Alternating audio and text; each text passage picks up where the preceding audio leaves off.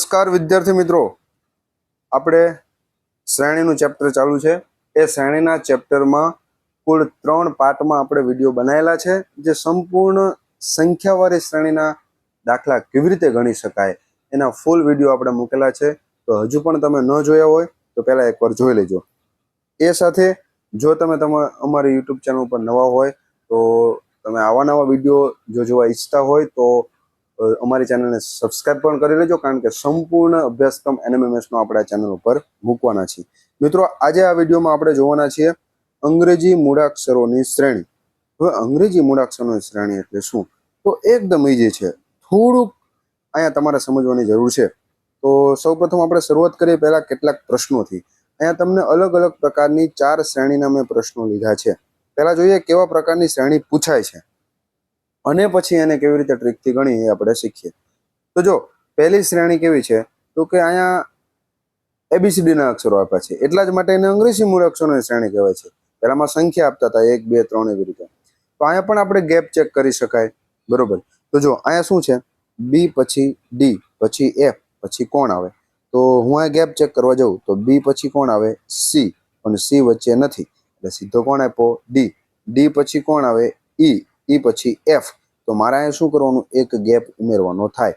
F પછી કોણ આવે, તો A B C D E F પછી જી આવે, અને જી પછીનો અક્ષર કોણ આવે, તો કે એચ. તો તમારો સાચો જવાબ કોણ થશે, એચ તમારો સાચો જવાબ થશે. તો આ રીતે તમે ગેપ ચેક કરીને પણ આનો જવાબ લાવવાનો પ્રયત્ન કરવાનો છે. એવી જ રીતે અહીં જુઓ, એ પછી જી, જી પછી એલ, એલ પછી પી, પી પછી એસ.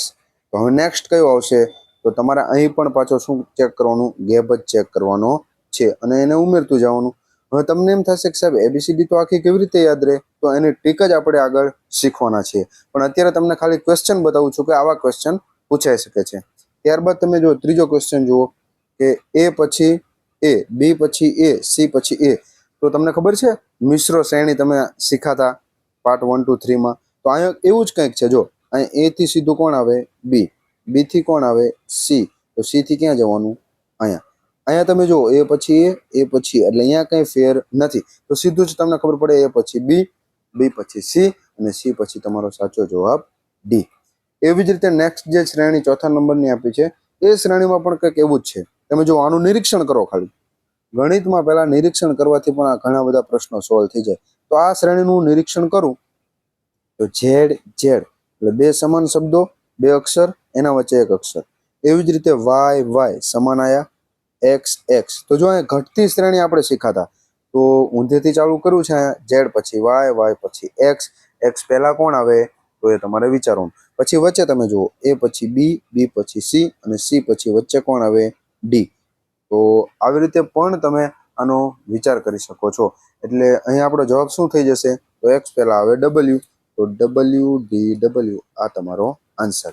તો આવા બધા પ્રકારની શ્રેણી તમારે કેવી રીતે સોલ્વ કરવી, એ શ્રેણીના જવાબ કેવી રીતે લાવવા, એની આપણે અહીંયા શોર્ટકટ ટ્રીક, શોર્ટકટ મેથડ શીખવાના છીએ. ચાલો મિત્રો, તો હવે જોઈએ કે ભાઈ એબીસીડીના આવા દાખલા આવે, શ્રેણી આવે તો કેવી રીતે સોલ્વ કરવી. તો જ્યારે પણ આવી શ્રેણી આવે ત્યારે પેપરની શરૂઆતમાં તમારે છેલ્લા પેજ ઉપર, રફ પેજ ઉપર આખી એબીસીડી લખી નાખવાની. એબીસીડીની સાથે સાથે એનો ક્રમ પણ તમારે લખી નાખવાનો કે એ તો કે એકડ 1, બગડ 2, ત્રગડ 3, 4, 5 એટલે 1 થી 26 કુલ અક્ષર કેટલા આવે, 26 અક્ષર આવે. તો 26 અક્ષર લખી નાખવાના અને એની નીચે એબીસીડી. કેવી રીતે, તો કે આ એકડો લખો તો એના નીચે કોણ આવે, એ. આવી રીતે આખી એબીસીડી તમારે લખી નાખવાની, બરોબર. હવે જો એનાથી પણ શોર્ટકટ ટ્રીક યાદ શું રાખવાનું, તો હું તમને સૂત્ર બનાવી દઉં. અહીંયા તમે જુઓ છેલ્લો અક્ષર તો ઈ, પછી જે, પછી ઓ, ટી, વાય. તો આ અક્ષરને કેમ ધ્યાનમાં લીધા, તો તમે જુઓ 1 2 3 4 ને 5 એટલે પાંચમો અક્ષર કોણ આવે, ઈ. પછી 10મો, પછી 15મો, પછી 20મો અને પછી 25મો. તો તમે આ અક્ષર જો તમે ઝડપથી યાદ રાખી શકો તો પેપરમાં તમને એકદમ ઈઝી બની જાય કે ભાઈ 5મો અક્ષર આપણે યાદ રાખી લીધો, 10મો અક્ષર યાદ રાખી લીધો, 15મો અક્ષર યાદ રાખી લીધો, 20મો અને 25મો. તો ભાઈ અહીંયા તમારું સૂત્ર બની ગયું ઈ જો ટી. આવું તમારું સૂત્ર બની ગયું. આ સૂત્ર યાદ રાખવાનું. શું યાદ રાખવાનું? ઈ જો તી. બરોબર. આવું સૂત્ર તમે યાદ રાખો તો સીધું જ તમને યાદ આવે. બરોબર. તમારે સમજો કે અહીંયા 13મો અક્ષર એમ ગોતવો છે, તો તમને ખબર પડે કે જે પછી કોણ આવે તો કે KLM. તો આ લખ્યું તો સીધું 10 + 3 એટલે કેટલા થઈ ગયા? 13મો અક્ષર એમ આવે. આવું બધું ઝડપથી તમે કરી શકશો. આના સિવાયને પણ આવા રિઝનિંગના ક્વેશ્ચનમાં આ તમને ઉપયોગી બનશે. તો અહીંયા પહેલા આપણે શું કરશું? તો આ સૂત્ર તમારે ખાસ યાદ રાખવાનું છે, ઈ જ્યોતિ. બરોબર. આ યાદ રહી જાય તો પછી તમને એમ પૂછે કે ચાલો ભાઈ 23મા અક્ષરનું આપણે ગોતવું હોય તો સીધું જ 20 આવતા રહ્યા. બરોબર. 20 પછી 1 2 ને 3 તો W. તો એના માટેની આ શોર્ટકટ ટ્રીક છે. એટલા માટે ઈ જ્યોતિ સૂત્ર આપણે યાદ રાખવાનું છે. એમાં ઈ એટલે 5મો અક્ષર, જે એટલે 10મો, 15મો અક્ષર O, 20મો અક્ષર T અને 25મો અક્ષર Y. પછી આપણે નાના હતા ને ત્યારે એક રમત રમતા હતા. ભાઈ ABCD નો 11મો અક્ષર કે. હાલો ભાઈ, ABCD નો 11મો અક્ષર કે. આપણને કોઈક પૂછે કે ભાઈ કે, આપણે એમ કહ્યું કે હું તને પૂછું કે ભાઈ તું કે. પણ એકચ્યુઅલીમાં આપણે જોઈએ તો ABCD માં 11મો અક્ષર કોણ આવે છે? કેપિટલ કે. આવી રમત પણ આપણે રમતા હતા. તો એ જ રમતને આપણે યાદ રાખવાની છે અને 11મો અક્ષર કે થાય એ પણ યાદ રાખવાનું છે. બરોબર છે. ચાલો ત્યારબાદ જોઈએ અંગ્રેજી ભાષામાં મૂળાક્ષર કેટલા છે એ પણ આપણે શીખવું જોઈએ. શા માટે? તો મૂળાક્ષર કેટલા છે અંગ્રેજી ભાષામાં? કુલ 26 મૂળાક્ષર છે. હવે એ શા માટે શીખવાનું છે? તો આ મૂળાક્ષરોમાં પાછા બે વસ્તુ આવે. એક આવે સ્વર અને એક આવે વ્યંજન. તો આ સ્વર અને વ્યંજનમાં પણ તમને શ્રેણીમાં પ્રશ્ન પૂછાઈ શકે છે. તો યાદ રાખવાનું છે, સ્વર કેટલા છે? 5. કેટલા સ્વર છે? 5. કયા કયા સ્વર છે એ પણ તમારે યાદ રાખવાનું છે. તો ખાસ યાદ રાખજો મિત્રો, લખી લેજો. A E I O U. જરા જાદુ પિક્ચર જોઈ લો ને, A E O U. તો આપણા 5 સ્વરો છે. A E I O U. બોલો તો, A E I O U. તો આ 5 સ્વરો આપણે યાદ રાખવાના છે. તો અંગ્રેજી ભાષાના મૂળાક્ષરોમાં કુલ 26, એમાં સ્વર 5. તો વ્યંજન કેટલા થયા ભાઈ? ગણો તો, ગણતરી કરો તો. ગણિતના વિદ્યાર્થીઓ છો તો 21 આપણા વ્યંજનો છે. તો આ બંનેને મિશ્ર કરીને પણ પેટર્નમાં તમને આવા શ્રેણી પૂછાઈ શકશે. એટલા માટે આ યાદ રાખવાનું છે. ચાલો મિત્રો, તો હવે હું તમને શીખું. તમને ABCD યાદ રહી જાય, એનો ક્રમ યાદ રહી જાય, એના પછી તમારે ઉલટો ક્રમ પણ યાદ રાખવાનો છે. જો હું તમને એમ કહું 26મો અક્ષર કયો છે, તો શરૂઆતથી નહીં, ઉલટાથી 26મો અક્ષર કયો છે, તો ઉલટાથી 26મો અક્ષર કયો થાય? તમારો A થશે. તો આ ઉલટા ક્રમ પણ તમારે યાદ રાખવાના છે. એટલે ABCD ને 1 થી તો યાદ રાખવાની, 1 થી 26. પણ આ કેવી રીતે? તો કે સીધા ક્રમમાં પણ યાદ રાખવાના અને ઉલટા ક્રમમાં પણ તમારે આને યાદ રાખવાના છે. ચાલો, તો હવે અલગ અલગ પ્રકારની શ્રેણી કેવા કેવા દાખલા પૂછાઈ શકે, એની કેવી રીતે સોલ્વ કરવી એની આપણે અહીં ચર્ચા કરી. તો જો પહેલી રકમ જોઈએ તો AB, પછી વિચારો CD EF. તો અહીં કોઈ પણ ગેપ નથી આપ્યો, સીધા બે અક્ષર લઈ લીધા છે, AB CD EF. તો G અને H. રેડી? એકદમ ઈઝી છે. જો ભાઈ એકદમ ઈઝી છે. ત્યારબાદ બીજી રકમ જો, અહીંયા ક્યાંક ખૂટતા શબ્દ છે, A પછી C અને D. તો વચ્ચે કોણ રહી ગયું? તો અહીં લખી નાખો, ચાલો B રહી ગયો. પછી જો એક પછી અહીંયા 2 અક્ષર લીધા, પછી C D. D પછી કોણ આવ્યું? સીધું F. તો કોણ રહી ગયું? E રહી ગયો. એવી જ રીતે અહીંયા H પછી I રહી ગયું. તો હવે કોણ રહી જશે? તો આના પછીનો અક્ષર J K L M અને N. તો હવે જે શરૂઆત થશે ક્યાંથી થશે? O થી થશે. પણ ધ્યાન એ રાખવાનું છે કે અહીં કેટલા અક્ષર લખશું? તો જો પહેલામાં 1 2 3 4. તો અહીંયા 5 અક્ષર લખવાના છે, એટલે O થી શરૂઆત કરવાનું. તો O P Q R અને S. આવો આપણો જવાબ આખો થશે. તો આવા પ્રકારની પણ શ્રેણી પૂછાઈ શકે. ત્યારબાદ ત્રીજી રકમ જો, તો ત્રીજી રકમમાં તમને એકદમ ઈઝી જ લાગે. કેવી રીતે? તો જો A પછી B, B પછી અહીંયા કોણ રહી ગયું? C, પછી DE. તો DE પછી સીધો F આવ્યો. F તો રહી જ નથી ગયો, એટલે આપણને એમ લાગે કે આ રકમ ભૂલ ભરેલી છે. અને ના મિત્રો, એવું નથી. આમાં અલગ પેટર્ન છે. તમે જો આ બેને ભાગ પાડી દો તો AB પછી વચ્ચે C રહી ગયો, પછી DE. તો એવી જ રીતે આ બેના પણ ભાગ છે. FG પછી કોણ રહી જાય? FG પછી H. તો અહીં જવાબ શું આવશે? I અને J. તો તો અલગ પ્રકારની શ્રેણી છે, બે પાર્ટેશનમાં આપી છે, તો આવી પણ અટપટી શ્રેણી આપણને પૂછાઈ શકે છે. ચાલો મિત્રો, ત્યારબાદ ચોથી રકમ અહીંયા તમે જુઓ તો આ પણ એકદમ ઈજી જ છે. તમે થોડુંક જુઓ તો તમને તરત ખ્યાલ આવી જાય કે કેવા પ્રકારની શ્રેણી આપણને આપેલી છે. તો એ બીબી સીસી અને ડીડી અને ઈ. તો જો પહેલા બે અક્ષર રિપીટ થાય છે ભાઈ. ચાલો તો નેક્સ્ટ કોણ આવશે? તો એવું પણ વિચારી શકો, જો આ એ પૂરું થયું પછી બી, તો બી થી શરૂઆત થઈ, સી પૂરું, સી થી શરૂઆત, ડી પૂરું, ડી થી શરૂઆત, તો ઈ પૂરું, તો શરૂઆત કોને કરવાની? તો એ જ અક્ષરથી, તો ઈ અને પછીનો એક અક્ષર મૂકી દેવાનો, એ બી સી ડી ઈ પછી એફ. તો આ તમારો સાચો જવાબ છે. એવી જ રીતે આ ચાર અક્ષરો આપેલા છે. પાંચમી રકમ તમે જુઓ મિત્રો, ABCD EFGH IJKL. તો પછી શું આવે ચાર અક્ષર? ચાલો મિત્રો, કોમેન્ટમાં તમારે આને જણાવવાની છે ચાર અક્ષર કયા આવે છે. કોમેન્ટમાં બધાય આનો જવાબ લખવાનો છે. ત્યારબાદ છઠ્ઠી રકમ છે. તો જો છઠ્ઠી રકમ તમે જુઓ, આ થોડીક અલગ છે. કેમ અલગ છે? તો આ જે છે એ સ્વર અને વ્યંજન વાળી છે. જો મિત્રો તમને યાદ રખાય હતા 5 સ્વરો છે, તો કેવી રીતે? તો તમે જુઓ એ પછી બી ઈ, તો કે આમાં સૂઝે જ નહીં આપણને. આ ભાઈ કેવી રીતે આપણને અટપટું લાગે. અને તમે એકદમ ધ્યાનથી જુઓ તો એ અને ઈ સ્વર છે, ઈ અને આઈ પણ સ્વર છે, આઈ અને ઓ યુ પણ શું છે? સ્વર છે. વચ્ચેનો અક્ષર કૂદકા મારે, બી પછી સી, સી પછી ડી, તો ડી પછી કોણ આવશે અહીંયા વચ્ચે? ઈ. બરોબર, ઈ આવી ગયો. હવે જો સ્વર જુઓ તો એ ઈ આઈ ઓ યુ, તો જ્યાં પૂરું થાય અહીંયાથી સ્વર ચાલુ થાય, તો પૂરું ક્યાંથી થયું? ઓ, તો શરૂઆત ક્યાંથી થાય? ઓ. અને છેલ્લો સ્વર કયો હતો આપણો? યુ. તો સાચો જવાબ આપણો થશે ઓ ઈ યુ. તો સ્વર અને વ્યંજન વાળી આવી મિશ્ર પ્રકારની પણ શ્રેણી પૂછાઈ શકે છે. તો આવી 5 થી 6 પ્રકારની મેં તમને શ્રેણી દેખાડી મિત્રો. એ તમને વારંવાર આવી રીતે પરીક્ષામાં પૂછતા હોય છે.